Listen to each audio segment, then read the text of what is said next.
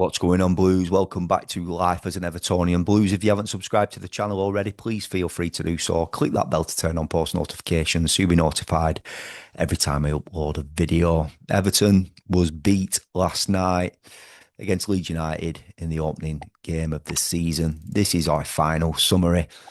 Listen, I'm not going to go into too much detail over the referee last night. I'm not going to go into detail about the penalty that I thought was a penalty. I know a lot of people are saying that it wasn't, and I know there's a lot of people who are saying that it was. Um, I've got my own opinions, just as everyone else has. I'm going to leave it there.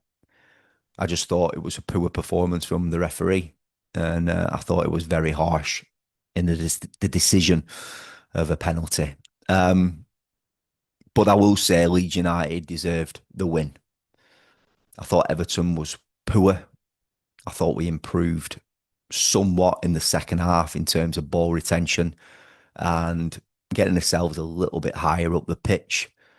Um, I'm going to take us back. I'm going to share my screen and I'm going to take us back to the lineup in the final game of the season away to Newcastle last season, where I were at the game.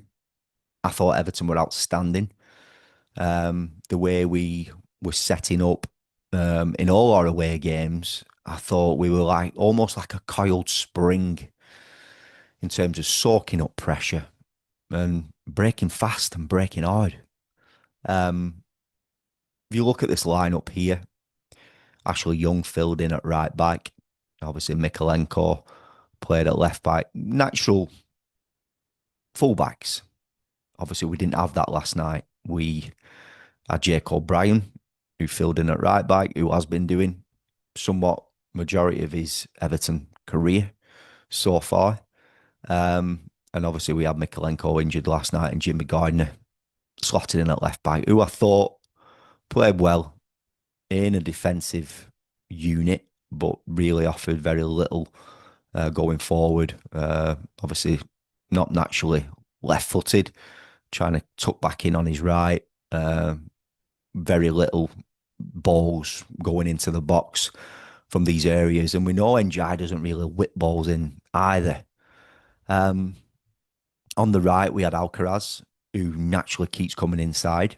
He was adopted as a number 10 away to Newcastle. We had Jack Harrison on the right, who obviously we've not got any longer. Um, for me, last night, I think we learned how important Jimmy is in centre mid because I just feel in that first half, especially, the midfield was non-existent. It didn't really work. Um, we saw Kieran Dewsbury Hall really adopting himself as a number 10.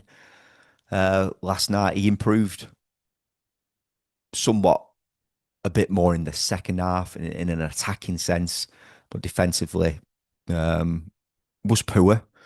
I think all the midfield was. We had Timmy Raburam in there defensively, poor, just allowing us to get further and further deeper. Both your centre halves last night in Keane and Tarkowski were really slow on the ball, off the ball. They were slow. You know, when it were getting slower, they were just hitting it long. Beto wasn't doing anything in terms of holding the ball up. We weren't playing into the channels. I don't think he were winning any headers. I can't really recall any. Any ball distribution for him was non-existent. So I just wanted to bring up this lineup away to Newcastle, and it's not that much different. We need to get this right-hand side sorted. I look at Ashley Young and I just think, why are we not just offered another 12 months in this situation where we're in? You know, can do a job at left back, can do a job at right back. At this stage where we're at, until the recruitment gets sorted, although this recruitment needs sorting now, we've got 13 days to do it. When you look at this bench here, Dwight McNeil, Dominic Calvert-Lewin's gone, Abdoulaye Doucouré's gone. They were the only players that came on in that Newcastle game. I think Dwight should have come on last night for Jimmy at left back and brought Jimmy into centre. Um, that probably should have happened around the 50th, 60th minute, in my personal opinion. A lot of people don't think it works with Dwight McNeil over on the right hand side, and it's not great, but he does offer a lot of support for your fullback, and he has got a wand of a left foot. Always decent on set pieces. Um, so Blues, it's a difficult one. Last night was a difficult one to watch. It was very frustrating to watch. Just the tempo of the team, which again it did improve a little bit in the second half, but we're not creating any chances. So Moyes has got a lot of work to do. The club has got a lot of work to do in terms of recruitment, and Moyes finding the best strategy for this 11 that he's got, what he's currently got, and hopefully what he can bring in. But I did, Blues. I wanted to show you that there ain't much difference. I don't like seeing Alcaraz on the right. He's better centrally. I like Jimmy Gardner in the midfield. I think he has to be our number six, personally. But again, I don't like two number sixes because, you've got a dresser who plays that role a lot deeper. Do you start playing a square three, a narrow three, if you will? And, Kieran Dewsbury or Jimmy Gardner and Adrissa. Then obviously you'd see Alcaraz on the bench. Because for me, he doesn't work on this right hand side. I thought Alcaraz were poor me last night. I did. But I thought they all were. And Jai were poor. Saw a little glimpse from him in the second half. For me, Everton's best player was Jimmy Gardner at left back and out position left back. And that was just because he was competing with the Jules and the 50-50s. No one else were. So I'm going to stop the show. Blues, this is our summary of the poor performance last night away against Leeds United.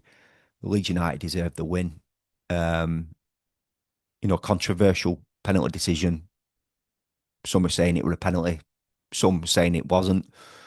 Ex-referees coming online and saying it wasn't. I've seen a post from Stan Collymore saying it wasn't. And you got other pundits saying it was.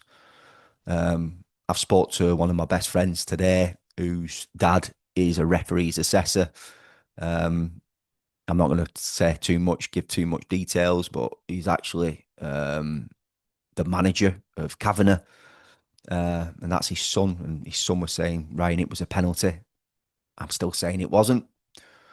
I've got my reasons why I don't think it was. It appears that, you can't have arms in football. His arm was down by his side. Yes, he was leaning. Is he not allowed to lean? Are you not allowed to lean now in football? You're not allowed to mold your body shape for it to hit your torso. There were no intentions. That ball, that hand, the arm wasn't coming out down his side. Again, I don't want to go into too much detail. Frustrating night. It were a frustrating night. You get frustrated with decisions like that. The decision was made, though. They given a penalty. We got beat 1-0. We didn't do enough to win the game. We didn't create enough chances. I think Leeds United had like 5 or 6 corners in like 11 minutes. High tempo, high press. Everton couldn't cope with it. We got on the ball more in the second half. Jack Grealish came on.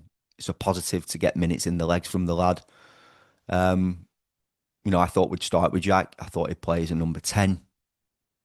But it's for Moyes now to get to grips with this 11 that he's got. You know, I did think we would go with Dwight McNeil on the right. I know it's not everyone's first choice. Just the work rate that he offers and the wand of the left that he's got.